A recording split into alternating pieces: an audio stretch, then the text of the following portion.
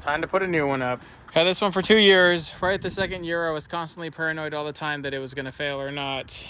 And then the ground was, seemed like it was draining water like a lot. So it was a summer, and in the ground, which was, the water was evaporating. I saw little puddles here and there. I wasn't sure if it was water splashing over the pool or not. But once it got cold enough and it wasn't evaporating as fast, you could see the ground start to saturate. And that was like, okay, we got to empty it. So we emptied it, and it's time to put a new one up. 2-year lifespan. We got a full 2 years out of this, a full 2 really hot summers. You know, quite a bit of fun, but it's time to clean this thing up and send it on its way, and then put the new one in. And we'll possibly do some other stuff in terms of the skimmer. We're probably going to actually install a skimmer. This is our old unit. We're going to stick one of these to be a skimmer, I think, this time, versus just 2 jets. We'll make one of them a jet and one of them a skimmer, or something. We definitely got to figure something out there.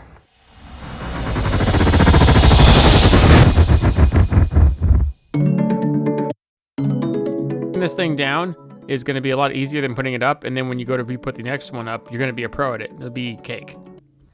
So we don't know if this water is because we just deflated that, but I doubt it. We were thinking the leak was probably right here.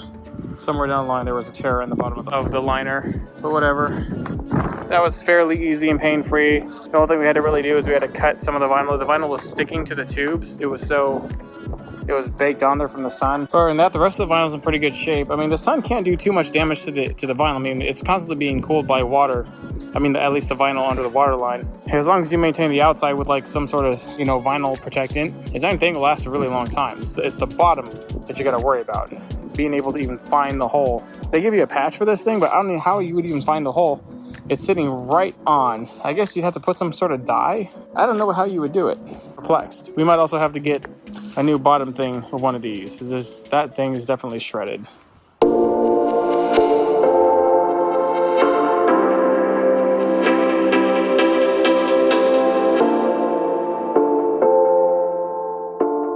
Alright, we're gonna fill up with a little bit of water, and we're gonna go get some tacos. That was substantially easier than the first time. I mean, having the sand already put down and pre-packed from the old one being on, that's fantastic. So we now have half the pool slightly filled, which is how you know that the pool is slightly not, it's just so ever slightly off, like an inch or so off. And so we knew that. But I'm personally okay with it.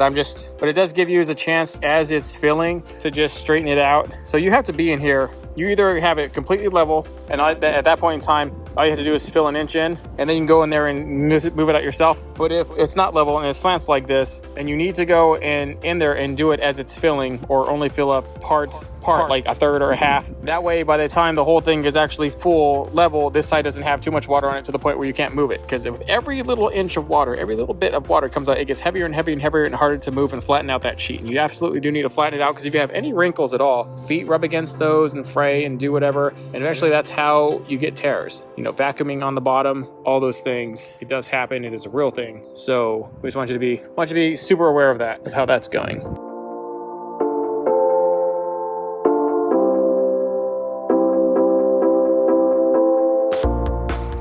All right, I got most of them. There's a few like that one. I feel like this one. If they're like waves, those would be fine, I think. The sheer amount of water pressing on this after it fills up will really just push those down. It's like the creases, like that one over there. You got to worry about the creases specifically before you worry about anything else. Other than that, this seems to be in pretty good shape. We got most of it flat. It's substantially better than last time where it had a bunch of wrinkles. Now we can have the ease of use, not running your feet across them, not worrying about them wearing or deforming. So it's good.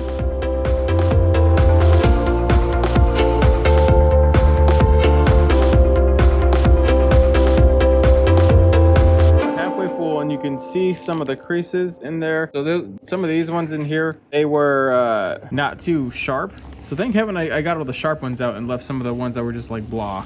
Because when the water pressure really got on them, I was thinking that they would smooth them out, but what happened is they kind of really smushed them into like a pinch. But they're small ones. They're ones that we can live with. Because if we'd have just left them as kind of, because when they look like that before the water pressure got on top of them, then we'd be kind of a little miserable. No way to sort those out now. I did try.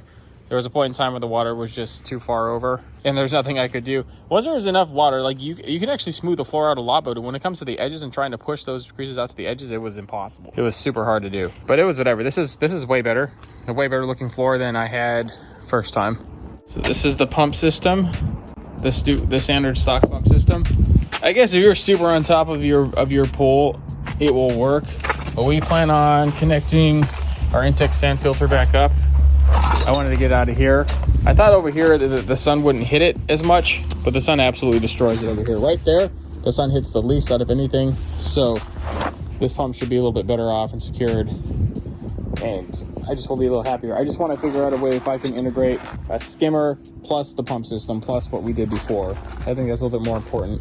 But this thing died. Like, it has a timer. Press reset and set reset. It doesn't work. It like stopped working. Terribly disappointing. But it's okay. So these units, these hoses right here, are the same exact hoses that connect to that unit. I'm going to do what I should have just done anyways. Grab that sound filter, move it over here.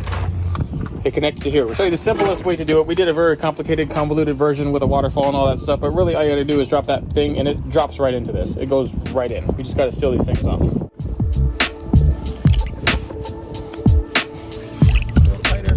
All right, sorry for the lacking step stuff. I'll just tell you what I did. It's on one-man crew today. It just, the pipes that dropped into that filter from the, the in and out outlets drop right into the in and out outlets of this filter. It just drops right in, the Intex sound filter. It doesn't matter if it's this model, which I don't know what model this is. It is that model, whatever that is.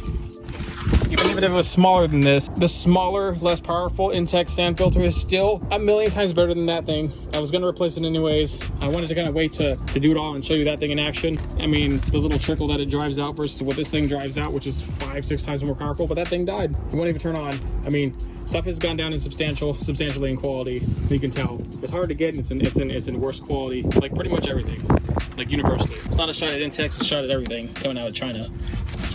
But here, power. There it is.